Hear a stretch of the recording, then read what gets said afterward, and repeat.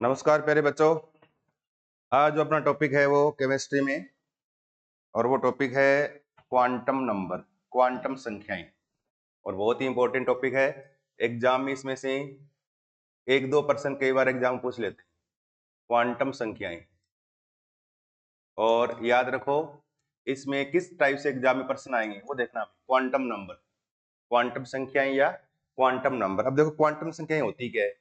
किसी परमाणु में अगर कोई इलेक्ट्रॉन है तो वो इलेक्ट्रॉन उस परमाणु में कौन से कोष में है, कोष का पता चल जाए, फिर कौन से उपकोष में, उपकोष का पता लग जाए, उसके बाद कौन से कक्षक में, और कक्षक के अंदर इलेक्ट्रॉन दक्षिणावर्त सीधा है या उल्टा यानी वामावर्त है, वो हमें पता लगाने के लिए हमें क्या है, 4 संख्याओं की आवश्यकता पड़ती है। तो किसी परमाणु में इलेक्ट्रॉन की पोजीशन और ऊर्जा ज्ञात करने हेतु हमें जिन 4 संख्याओं की आवश्यकता होती है उन्हें क्या बोलते हैं, उन्हें क्वांटम संख्याएं कहा जाता है। तो हमारी परिभाषा क्या हो जाएगी, इस तरह से क्यों लिख देंगे, डेफिनेशन में लिखना यूं, किसी इलेक्ट्रॉन की परमाणु में, इलेक्ट्रॉन की परमाणु में स्थिति व ऊर्जा, ऊर्जा ज्ञात करने हेतु, ऊर्जा ऊर्जा ज्ञात करने हेतु जिन 4 संख्याओं की, जिन 4 संख्याओं की आवश्यकता होती है, आवश्यकता होती है, उन्हें क्वांटम संख्याएं कहा जाता है। क्वांटम संख्याएं कहा जाता है। एक तो ये क्वांटम संख्याएं है क्या कि इलेक्ट्रॉन की पोजीशन ज्ञात करनी हो, इलेक्ट्रॉन की ऊर्जा ज्ञात करनी हो, इसके लिए हमें 4 संख्याओं की आवश्यकता पड़ेगी, उनको बोलते हैं क्वांटम संख्याएं। और क्वांटम संख्या भी क्या है, 4 है। ये देखो, एक तो कोष के बारे में जानकारी देने वाली, एक उपकोष के बारे में, एक कक्षक के बारे में, एक इलेक्ट्रॉन की चक्रण के बारे में, 4 है। और 4 के लिए हमें 4 संख्याओं की आवश्यकता होती है। क्या लिखेंगे, क्वांटम संख्याएं 4 प्रकार की हैं। क्वांटम संख्याएं, क्वांटम संख्याएं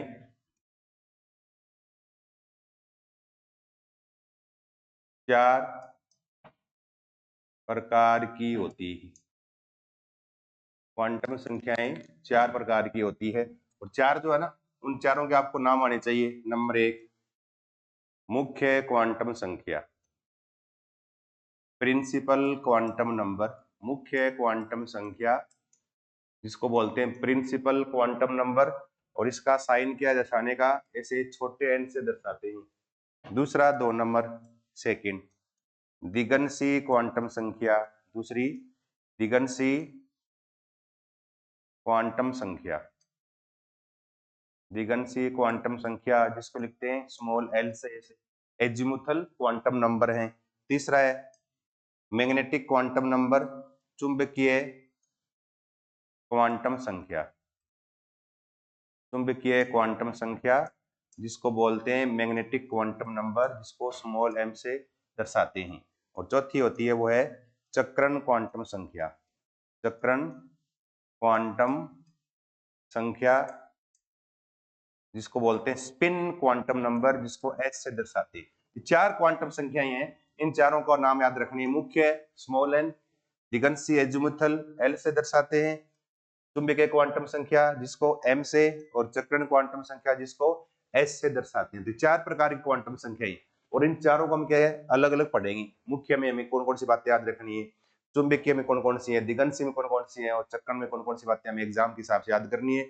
और फिर इन चारों पे किस प्रकार से एग्जाम में क्वेश्चन बनेंगे, क्वेश्चन थोड़े से हमें इसमें चेक करनी है। देखो, इससे पहले पहला नंबर 1 फर्स्ट, पहला है मुख्य क्वांटम संख्या, प्रिंसिपल क्वांटम नंबर, मुख्य क्वांटम संख्या जिसको स्मॉल एम एन से लिखते हैं, मुख्य क्वांटम संख्या प्रिंसिपल क्वांटम नंबर। अब देखो स्मॉल एन कहाँ आया था पीछे, स्मॉल एन आया था बोर के मॉडल में, लिखा ना हमने कि इलेक्ट्रॉन नाभिक के चारों ओर गोलाकार पथ में चक्कर लगाते हैं, जिन्हें कक्ष उपकोष या ऊर्जा स्तर बोलते हैं, जिनको हमने के, एल, एम, एन ऐसे दर्शाया था। हमने कहा था के के लिए n बराबर 1, एल के लिए n बराबर 2, एम के लिए n बराबर 3 ऐसे n 1 2 3 कोष की संख्या लिखी थी हमने, तो n वहां पर आया था वो, तो वो n था, वो क्या है, मुख्य क्वांटम संख्या। इसका मतलब सबसे पहले इसका यूज किसने किया, बोर ने किया। तो हम क्या लिखेंगे, खोजकर्ता। पहला पॉइंट क्या लिखेंगे, खोजकर्ता। खोजकर्ता कौन है, बोर। खोजकर्ता कौन है, बोर है। फिर यह क्वांटम संख्या में किसके बारे में जानकारी देगी, तो अगला पॉइंट क्या याद रखना है, यह, अब देखो, मुख्य क्वांटम संख्या कोष के बारे में, दिगंशीय क्वांटम संख्या उपकोष के बारे में, चुंबकीय क्वांटम संख्या कक्षक के बारे में, जकर्ण क्वांटम संख्या इलेक्ट्रॉन की स्पिन या जकर्ण के बारे में, ऐसे। जिसका मतलब मुख्य क्वांटम संख्या किसके बारे में जानकारी देगी हमें, कोष के बारे में। क्या लिखेंगे, यह कोष के बारे में जानकारी देती हैं, कोष के बारे में जानकारी देती हैं, ये याद रखना है। और अब देखो कोष के बारे में कैसे, इस तरह से कि कोष कौन कौन से हैं, कोष, और इसके लिए मुख्य क्वांटम संख्या का मान, मुख्य क्वांटम संख्या, प्रिंसिपल क्वांटम नंबर, इनकी वैल्यू हमें बतानी है कौन से कोष के लिए क्या होगी। तो क्या है, पहले कोष के लिए के के लिए n का मान क्या लिखते हैं, 1 ऐसे, l के लिए 2, m के लिए 3, फिर n के लिए ऐसे 4, फिर o p इस प्रकार लिखते जाएंगे। तो ये मुख्य क्वांटम संख्या कोष के बारे में जानकारी दे रही है। और याद रखो n का मान हमने स्टार्ट कहां से किया है, 1 से स्टार्ट किया है, इसलिए n का मान हमेशा 1 से स्टार्ट होता है। क्या लिखेंगे, n का मान, n की वैल्यू क्या होती है, 1 2 3 4 ऐसे डेस डेस कहां तक, अनंत तक। कहां होती है, n का मान 1 से लेकर कहां तक चलता है, अनंत तक चलता है, ये ध्यान रखना है। अब देखो इसमें हमें कौन कौन सी जानकारी मिलेगी, एक तो ये देखो, इसमें 2-3 मेन पॉइंट है जो हमें याद रखनी है, ठीक है ना। पहला देखो, नंबर 1 फर्स्ट, पहला नंबर 1, किसी कोष में, किसी कोष में अधिकतम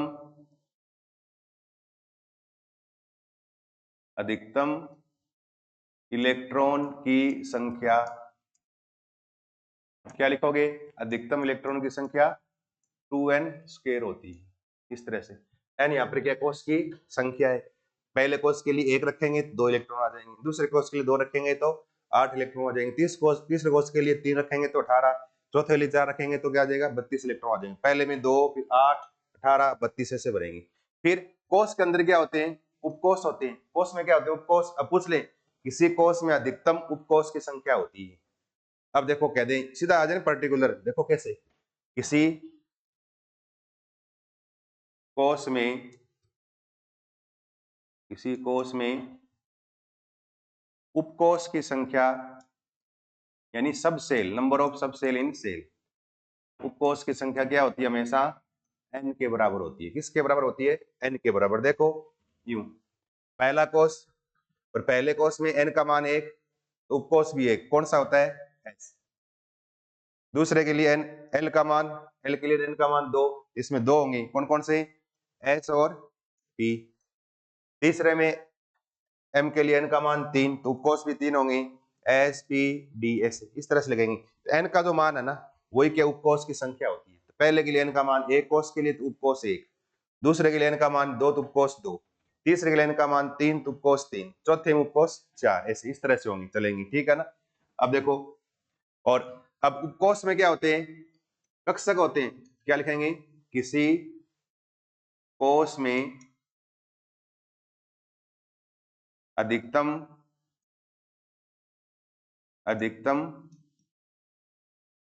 कक्षक की संख्या, और क्या लिखोगे वो, n स्क्वायर। पहला कोष है, n का मान 1, 1 का स्क्वायर 1, पहले में 1 कक्षक होता है। दूसरा n का मान 2, तो 2 का स्क्वायर 4 कक्षक होंगे, 1 s में 3 p में।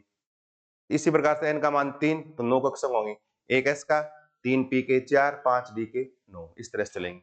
तो किसी कोष में अधिकतम कक्षक की संख्या क्या होती है, n स्क्वायर। तो n स्क्वायर उपकोष की संख्या n, अधिकतम इलेक्ट्रॉन क्या होते हैं 2n²। और खोजकर्ता कौन है, बोर है।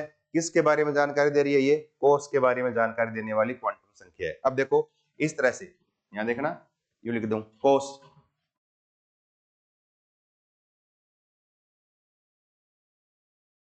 इसके लिए n का मान, और n के मान से उपकोष निकालेंगे और इससे कक्षक निकालेंगे, इस तरह से, है ना, ये निकाल सकते हो आप इस तरह से।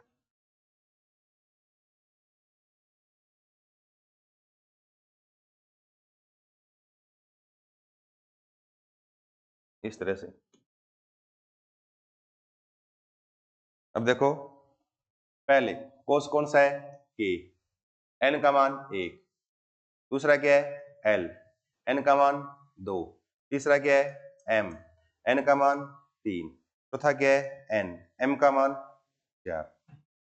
उपकोष n का मान, उपकोष की संख्या एक ही होता है, इसमें s और p 2 है, इसमें s p और d 3 है, इसमें s p d और f 4 है, इस तरह से। अब देखो कक्षक की संख्या क्या होती है n², n का एक मान 1 का स्क्वायर 1, यानी s में एक कक्षक होता है, एक ही होगा। इसमें n का मान 2, तो 2 का स्क्वायर 4, 4 कैसे होंगे, एक s का 3 p के, कुल कितने हो गए 4 हो गए कक्षक, इस तरह से। फिर देखो n का मान 3, तो 3 का स्क्वायर 9 कक्षक, s का 1, p के 3 और d के 5, कुल कितने हो गए 9 हो गए ऐसे।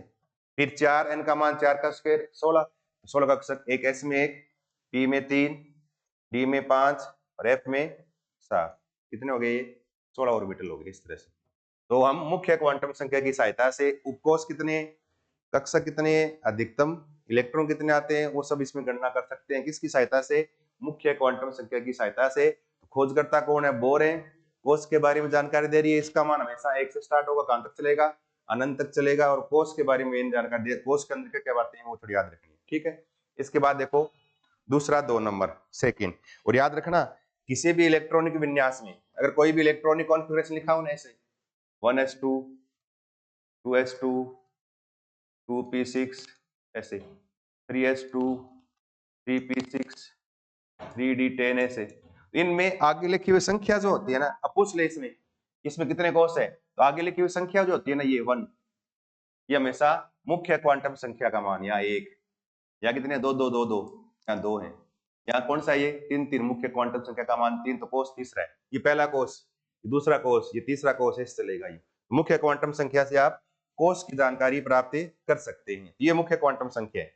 इसके बाद देखो दूसरी 2 नंबर सेकंड, और दूसरी लिखो दिगंशी क्वांटम संख्या, दिगंशी क्वांटम संख्या, जिसको लिखते हैं azimuthal quantum number, small L से दर्शाते हैं, छोटे एल की सहायता से, दिगंशी क्वांटम संख्या। अब दिगंशी है ना, खोजकर्ता कौन है, अब देखो दिगंशी के बारे में सोमरफील्ड ने बताया था सबसे पहले।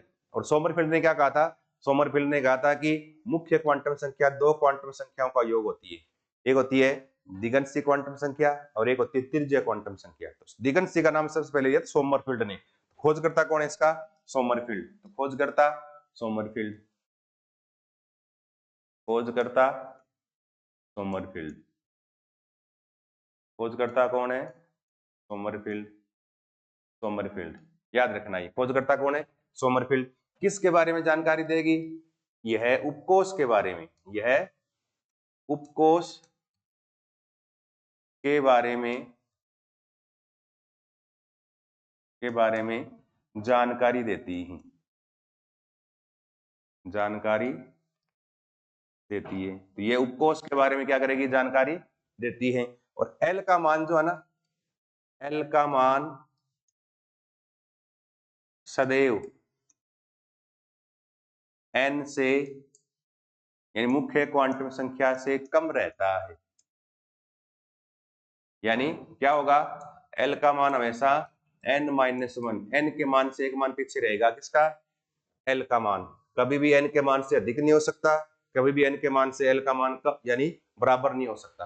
तो l का मान n के मान के न तो बराबर होगा न इससे अधिक होगा, हमेशा l का मान n के मान से क्या रहेगा, कम रहेगा, ध्यान रखना है ये।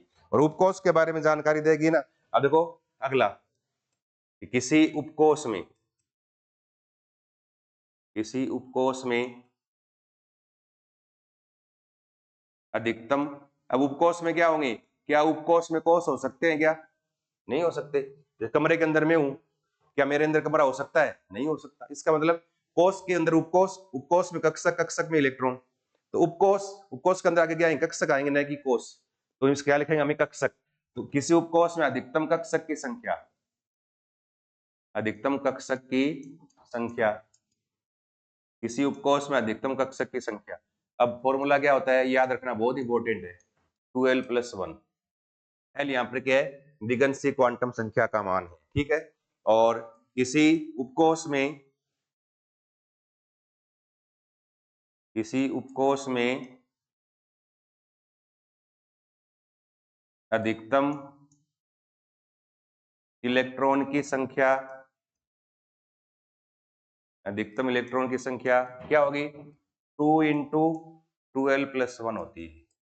क्योंकि जितने कक्षक होंगे उनके जस्ट दुगुने क्या इलेक्ट्रॉन होते हैं, इलेक्ट्रॉन से क्या 2 × 2l+1 होता है। अब देखो कैसे, ऐसे बता सकते हो यूं, इस तरह से, जैसे लिख दूं मैं यूं लिख दिया, उपकोष, इसके लिए एल का मान, और एल के मान से कक्षक निकालें, और कक्षक से क्या निकालें, इलेक्ट्रॉन की संख्या निकालें। और वैसे आपको बताइए, एस उपकोष में अधिकतम इलेक्ट्रॉन 2 होते हैं, पी में अधिकतम 6 होते हैं, है ना, डी में अधिकतम 10 ये 5 कक्षक 10 इलेक्ट्रॉन होते हैं, ऐसे एफ में अधिकतम 7 कक्षक और 14 इलेक्ट्रॉन होते हैं, सबको बताइए। लेकिन कई बार जनरली इसका फॉर्मूला पूछ लेते हैं, किसी उपकोष में अधिकतम कक्षक की संख्या और अधिकतम इलेक्ट्रॉन की संख्या। अब कक्षक क्या है, 2l+1, और इलेक्ट्रॉन क्या है, 2 × 2l+1। अब देखो उपकोष कौन से थे, वो हमें लिखने, उपकोष कौन सा था, एस उपकोष, पी उपकोष, डी उपकोष, एफ उपकोष। एस के लिए एल का मान पीछे लिखा है मैंने, क्या होता है 0, पी के लिए 1, डी के लिए 2, एफ के लिए 3। इसलिए एल का मान हमेशा स्टार्ट कहां से होता है, एल का मान हमेशा होगा 0 से स्टार्ट होगा, 0, 1, 2, 3, इस तरह से अनंत तक। इसका मतलब n का मान तो हमें 1 से स्टार्ट हो रहा था, l का मान क्या है 0 से स्टार्ट होगा। इसका अर्थ हो गया l का मान n के मान से का मान क्या रहेगा, हमेशा पीछे रहेगा, कभी बराबर नहीं होगा, कभी इससे अधिक नहीं हो सकता। अब l का मान 0 कर दें, यहाँ 0 कर दें, 2 0 हो गया, 1 बच गया, कक्षक 1 आएगा। 1 रख दें यहाँ, 2 × 1 2 + 1 3, 3 कक्षक, p में 3 ही होते हैं।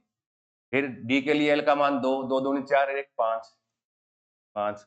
f के लिए l का मान 3, 3 दूनी 6 और 1 7, इस तरह से 7, यानी 7 कक्षक आ गए इसके अंदर, क्या हो गए 7, इस तरह से। अब आपको पता है s में 1 होता है, p में 3, d में 5, f में कितने होते हैं 7 होते हैं, सबको पता है। लेकिन एग्जाम में, कई बार एग्जाम में इस तरह से फॉर्मूला पूछ लेते हैं ये। हेलो हेलो हेलो हेलो, ये फॉर्मूला पूछ लेते हैं ना, और फॉर्मूला पूछते हैं इसलिए फॉर्मूला याद रखना जरूरी है। अब इलेक्ट्रॉन s में 2 आएंगे, p में 3 दूनी 6, f में 10, ये d में 10, f में 14, ऐसे देखो l का मान 0 रख के देख लो, या 1 आएगा, 1 × 2, 2 इलेक्ट्रॉन, इसमें 6 आ जाएंगे, इसमें 10 आ जाएंगे, इसमें 14 आ जाएंगे, इस तरह सबको पता है। लेकिन ये फॉर्मूले याद रखनी है, और एग्जाम में अधिकतर फॉर्मूला पूछते हैं, कक्षक की संख्या 2l+1 और इलेक्ट्रॉन की संख्या 2 × 2l+1 होती है, याद रखनी है आप।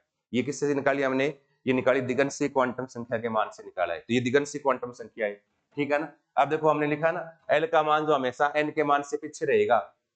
अब देखो 1s ऐसे, 2s, 3s, 4s, ऐसे 5s, s कक्षक है यूं, ऐसे कह दूं मैं 1p, 2p, 3p, 4ps लिख दूं। d में लिख दूं यूं 1d, 2d, 3d, ऐसे 4d, f में 1f लिख दिया मैंने, 1f, 2f, 3f 4f 5f ऐसे लिख दिया। अब देखो इन सब के लिए n और l के मान देखें हम। यहाँ पर एक बहुत इंपॉर्टेंट चीज आएगी, देखो n का मान क्या है इसमें और l का मान क्या है वो देखना। n का मान 1, आगे वाली संख्या हमेशा n का मान होती है। s के लिए l का मान 0। अब देखो l का मान n के मान से 1 कम है, इसका मतलब ये संभव, ये कक्षक संभव है। यहाँ देखो n का मान 2, l का मान 0, n का मान ज्यादा l से, ये भी संभव है। इसमें देखो n का मान 3, इसका 0, ये भी संभव है। यहाँ 4 0, ये भी संभव है। यहाँ 5 0, ये भी संभव है।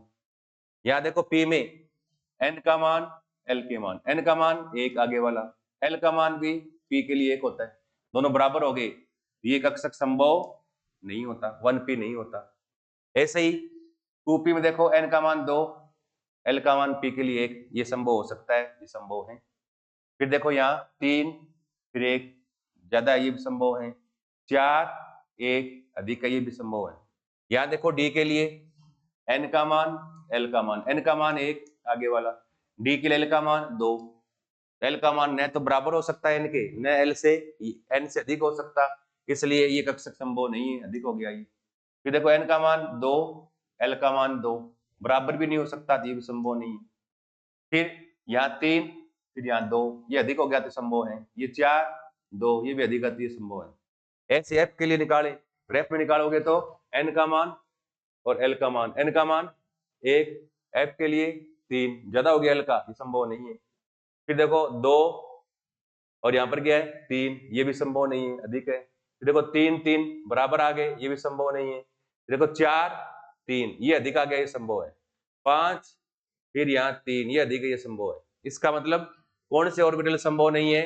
1p संभव नहीं है, 1d नहीं हो सकता, 2d नहीं हो सकता, f1f नहीं हो सकता, 2f नहीं हो सकता, 3f नहीं हो सकता। इसका मतलब s हमेशा 1 से स्टार्ट होगा, p हमेशा 2p से स्टार्ट होगा, d हमेशा 3d से स्टार्ट होगा, f हमेशा 4f से स्टार्ट होगा। इसका मतलब हमें यहाँ एक पॉइंट मिल गया, क्या मिल गया कि l का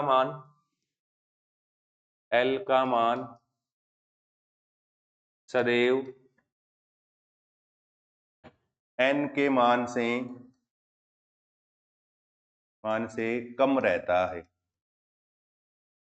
कम रहता है। कभी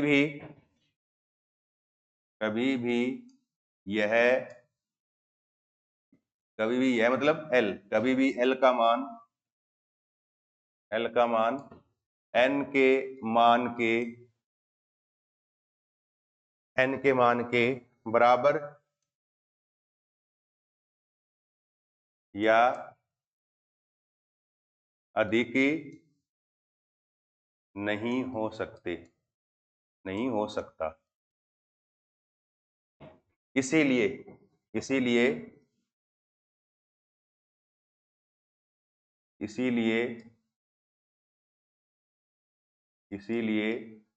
1p 1d 2d 1f 2f 3f कक्षक संभव नहीं होते, कक्षक संभव नहीं होते हैं, ये याद रखना है, ठीक है ना। ये तो है दिगंशी क्वांटम संख्या, किसके बारे में जानकारी देगी? उपकोष के बारे में जानकारी देती है, ठीक है ना। और खोजकर्ता समरफील्ड अधिकतम कक्षक की संख्या, ये इस एल का मान n के मान से कम रहेगा। अधिकतम कक्षक की संख्या 12+1, इलेक्ट्रॉन की संख्या 2 × 12+1। दोनों फॉर्मूले याद रखें, दोनों बहुत इंपॉर्टेंट है, दोनों सूत्र, दोनों फॉर्मूले बहुत इंपॉर्टेंट है, इनको ढंग से याद रखना है। और इसके बाद किस प्रकार से एल का मान, उपकोष कौन सा, एल का मान, उसके आधार पर कक्षक कौन कौन से होंगे, इलेक्ट्रॉन कितने होंगे वो देखिए हमने। और फिर देखो यहाँ पर कौन से कक्षक संभव है, कौन से नहीं है, इसके लिए आपको एक पॉइंट याद रखना है, ठीक है। इसके बाद देखो फिर अगला अपना 3 नंबर, तीसरी है चुंबकीय क्वांटम संख्या। चुंबकीय क्वांटम संख्या, मैग्नेटिक क्वांटम नंबर, जिसको लिखते हैं स्मॉल m से। किससे लिखेंगे इसको? छोटे m से लिखते हैं, स्मॉल m से, चुंबकीय क्वांटम संख्या। अब खोजकर्ता याद रखना है इसका, खोजकर्ता कौन है? खोजकर्ता कौन है? लिंडे। खोजकर्ता कौन है? लिंडे, याद रखना है। और किसके बारे में जानकारी देगी ये? यह कक्षक के बारे में, यह कक्षक के बारे में जानकारी देती है, के बारे में जानकारी देती है। कक्षक के बारे में क्या करेगी? जानकारी देगी। और m का मान प्लस माइनस l तक होता है, यानी l के मान को उतना ही प्लस ले जाओ, उतना ही माइनस ले जाओ, वो क्या होगा? m का मान होता है प्लस माइनस l तक होता है। किसका? m का मान l के मान के प्लस माइनस तक ले जाओ, उतना क्या m का मान रहेगा। और अब देखो इस तरह से s p यूं d ऐसे लिखोगे आप। s के लिए l की लिखें वैल्यू, तो उसके आधार पे लिखें m का मान लिखें। अब देखो कैसे लिखोगे? इस तरह से l का मान s के लिए, हेलो टाइम लगाओ थोड़ा।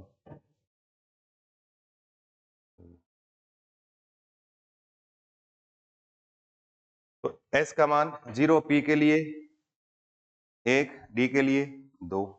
अब इस 0 को m का मान प्लस माइनस तक ले जाओ, 0 को क्या रहेगा? 0 रहेगा। तो कक्षक, अब देखो p के लिए 1 को प्लस माइनस तक ले जाओ, क्या लिखेंगे? 1 प्लस 1 माइनस 1 0 प्लस 1 फिर 0 फिर माइनस 1, फिर 2 आ गया, 2 को प्लस माइनस तक ले जाओ, 2 को प्लस माइनस ले जाएंगे ना, -2 -1 0 +1 +2, ऐसे 5 मान हो गए। ये किसके लिए? s को बोलते हैं, s कक्षा के बोलते हैं। ये किसका लिखना हमें? px का। किसका लिखना? ये 0 pz का 0 है। ये किसका है? py का -1 है। p के 3 है, px py और pz। ऐसे d में 5 कक्षक है। ये किसका है? dxy। ये किसका है? dyz।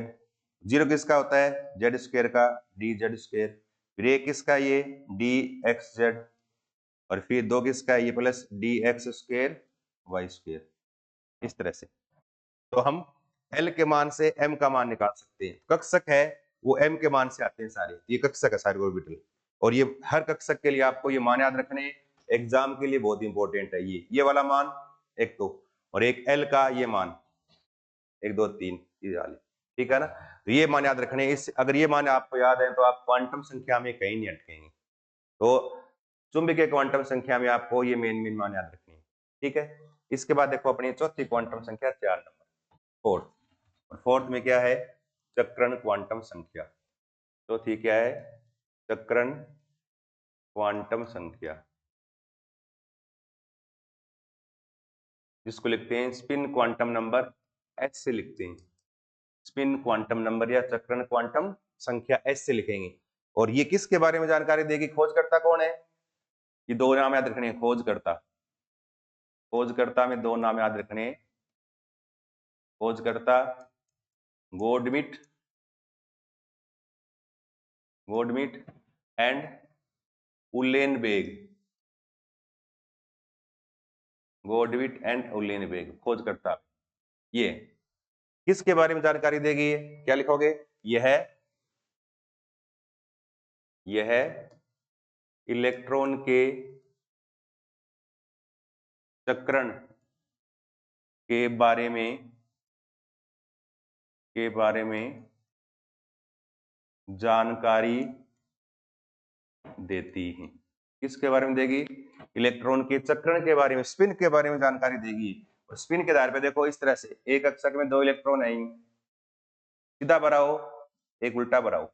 अगर सीधा भरा है ना तब क्या करेंगे? इस तरह से सीधा भरा है तब s का मान लिखेंगे +12।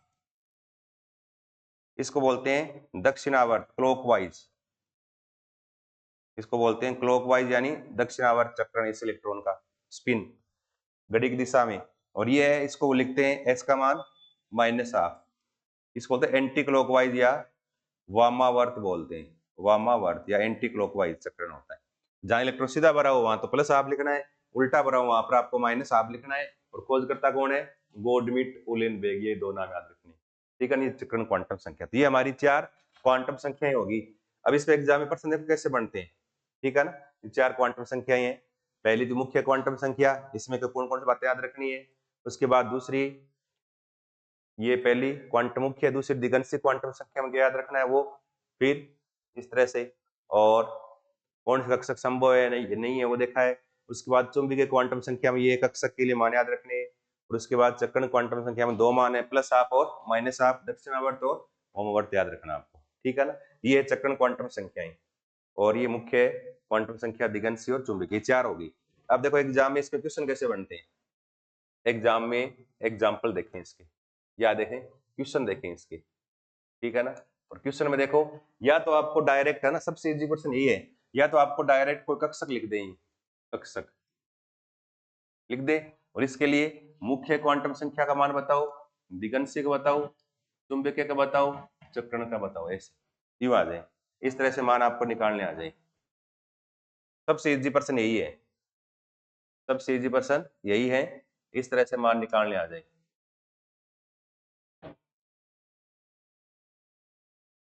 अब देखो कक्षक लिख दें यूं, इस तरह से यूं लिख दिया यहाँ, 3d में 1 इलेक्ट्रॉन, ऐसे कुछ भी लिख दें। 4d(x²) y² में 1 इलेक्ट्रॉन, ऐसे 5s यूं, ऐसे लिख दिया। 3p(x) में 1 इलेक्ट्रॉन, इस तरह से यह लिख दिया यूं। 4d(yz) में 1 इलेक्ट्रॉन, इस तरह से कोई भी ऑर्बिटल लिखा हुआ आ जाए और कह दे आपसे इसके लिए चारों क्वांटम संख्याओं का सही समुच्चय, आपको 4 ऑप्शन लिख देंगे सबका, और उसमें आपको सही छांटना है कि कौन सा एल का मान सही है, एम का, एल का, एन का, एस का। ये अब देखो एन का मान हमेशा, आगे वाला मान जो होता है वो किसका होता है, आगे वाला मान हमेशा एन का मान होता है। देख लो इसमें 3 है, यहाँ 4 है, यहाँ देखो कितना है, 5 है, यहाँ देखो 3 है, यहाँ देखो 4 है। एन का मान हमारे पास आ गया। एन का मान आप देख के बता सकते हो। फिर एल का मान, डी कक्षक है ये, डी के लिए एल का मान क्या होता है, एस के लिए, एस के लिए 0, पी सॉरी ये S P D F, S के लिए 0, पी के लिए 1, डी के लिए 2, एफ के लिए 3। तो डी के लिए 2 होता है तो 2, फिर एस के लिए 0, पी के लिए 1, डी के लिए 2, इस तरह से ये हमारे पास एल के मान आ गए। और एल के मान से, यहाँ क्या है, डी है ना, तो 2। एल के मान से क्या करना, हमें एम का मान निकालना। आप देखो एल का मान 2 आ गया, तो एम का मान प्लस माइनस एल तक होता है, तो इस 2 को प्लस से -2 तक ले जाओ, टोटल 5 मान आ गए। और उन 5 में z², dz² का मान कौन सा था, dz² का मान कौन सा था, देखो इस पीछे दिखाया मैंने, 0। dz² का मान क्या है, 0, देखो ये रहा 0, तो 0 होगा, इस तरह से 0 लिख देंगे। dx² y² का मान क्या है, +2, देखो ऐसे आप देख सकते हो, dx² y² का मान +2 लिख देंगे ऐसे, +2। s के लिए l का मान 0, तो m का मान भी क्या आएगा, 0 आ जाएगा। px के लिए +1 लिखा है मैंने, dxy yz के लिए फिर यहाँ -2, इस तरह से देखो, yz के लिए -2, yz के लिए देखो, xy के लिए -2 और yz के लिए -1, सॉरी -1, ठीक है ना, ये -1, इस तरह से।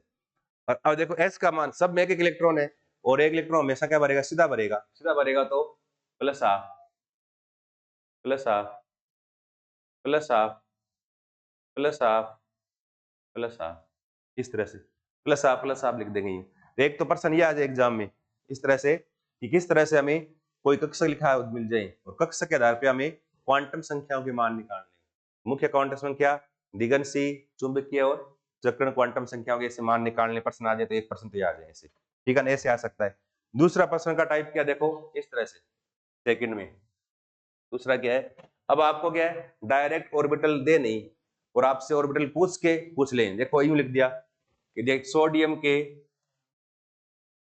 के अंतिम अंतिम इलेक्ट्रॉन के लिए चारों क्वांटम संख्याओं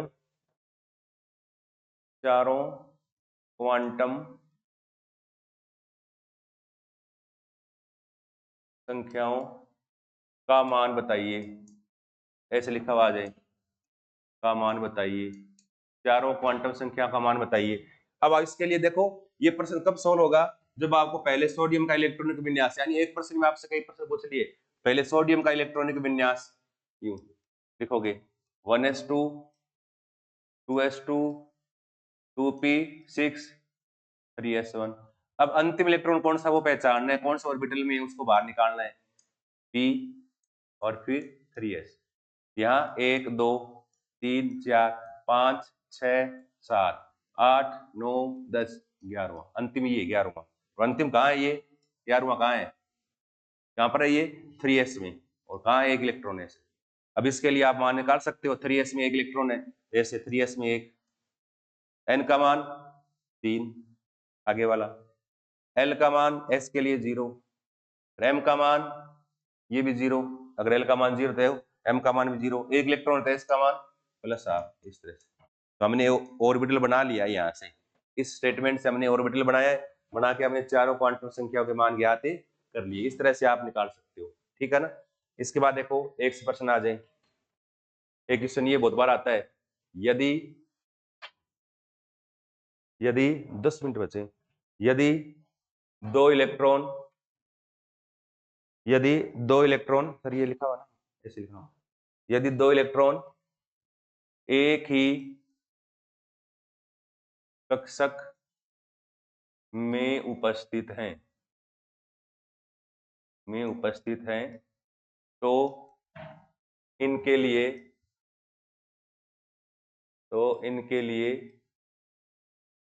किस क्वांटम संख्या का मान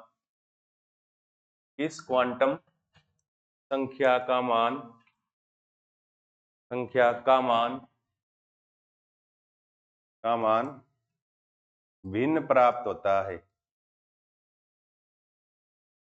तो अगर दो इलेक्ट्रॉन एक कक्षक में है तो कौन सी क्वांटम संख्या, आप देखो एक ऑर्बिटल में, जैसे कह दिया मैंने, मेरी मर्जी है लिख दिया 4px में दो इलेक्ट्रॉन है ऐसे।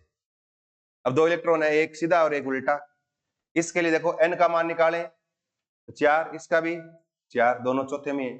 l का मान ये भी p में, ये भी p में, यहाँ 1 दोनों px के अंदर है, तो m का मान +1 अब एक सीधा और एक उल्टा, तो s का मान +8 और -8। कौन सा मान विपरीत आ गया या कौन सा मान अलग आ गया, चक्रण क्वांटम संख्या का मान। तो याद रखना स्टेटमेंट ये, यदि दो इलेक्ट्रॉन क्या है, यदि दो इलेक्ट्रॉन एक कक्षक में उपस्थित है तो इसके लिए किस क्वांटम संख्या का मान भिन्न आएगा, किसका आएगा, चक्रण क्वांटम संख्या का मान भिन्न प्राप्त होता है।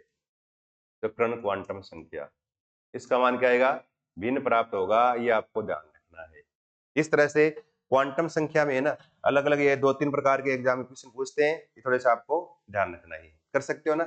यहाँ तक अपनी आज टॉपिक जो वो था क्वांटम संख्याएं। तो 4 प्रकार की क्वांटम संख्या, मुख्य क्वांटम संख्या, दिगंशी, चुंबकीय और चक्रण। अब देखो एग्जाम में जो है ना, एक प्रश्न ये आता है कई बार, देखो एस लिखा हुआ आ जाए, आकार, या आ जाए आकृति, अभिविन्यास और चक्रण, ये 4 शब्द आ जाए। ये 4 शब्द कहीं लिखे हुए आ जाए। अब मैंने कहा कि कोश के बारे में जानकारी देने वाली क्वांटम संख्या, तो आप लिख दोगे मुख्य क्वांटम संख्या, उपकोश के बारे में दिगंशी, कक्षक के बारे में चुंबकीय, चक्रण के बारे में चक्रण क्वांटम संख्या। लेकिन कहीं पर ये शब्द लिखा हुआ जाए, शब्द ध्यान रखने, अजय कोश के आकार की जानकारी देती है, कक्षक के आकार, कक्षक आते ही आप तुरंत चुंबकीय कर दे, लेकिन आकार जहां शब्द आ जाए, आकार शब्द कहीं आ जाए, आकार आ जाए, वहां करना आपको कौन सा, मुख्य क्वांटम संख्या लिखना है, आकार कहीं पर आ जाए। ये मैंने बताया कि कोश के लिए मुख्य क्वांटम संख्या, उपकोश के लिए दिगंशी, ऐसे बताया, वो याद रखने। लेकिन कहीं पर भी ये नाम आ जाए, आकार लिखा हुआ आ जाए, तो वहां मुख्य क्वांटम संख्या करनी है आपको, ठीक है ना, याद रखना ये। और कहीं पर भी आकृति लिखा हुआ आ जाए, तब आपको दिगंशी क्वांटम संख्या का ऑप्शन करना है, दिगंशीय क्वांटम संख्या याद रखना है। और अगर अभिविन्यास लिखा आ जाए तब आपको चुंबकीय क्वांटम संख्या पर टिक करना है। कक्षक के अभिविन्यास की जानकारी देती है, तो ऐसे अभिविन्यास आ जाए तो चुंबकीय क्वांटम संख्या को आपको टिक करना है, और चक्रण आ जाए तो चक्रण क्वांटम संख्या को आपको टिक करना है। इस तरह से ये 4 पॉइंट और याद रखने।